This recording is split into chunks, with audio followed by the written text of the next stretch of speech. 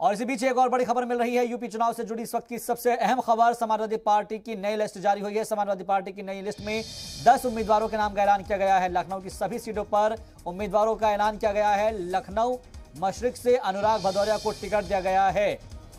Samajwadi party की तरफ से इस वक्त की जो बड़ी जानकारी हासिल हो पा रही है, नई लिस्ट जारी की गई है और 10 उम्मीदवारों के नाम का ऐलान किया गया है। लखनऊ की सभी सीटों पर जो उम्मीदवार है उनकी घोषणा की गई है, ऐलान किया गया है। लखनऊ मशरिक से अनुराग भदौरिया को टिकट दिया गया है।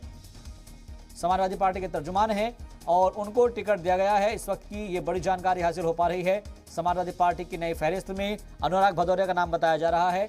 इन 10 उम्मीदवारों के नाम में जो नाम सबसे अहम है वो है अनुराग भदौरिया का, जिनको टिकट मिला है लखनऊ मशरिक से।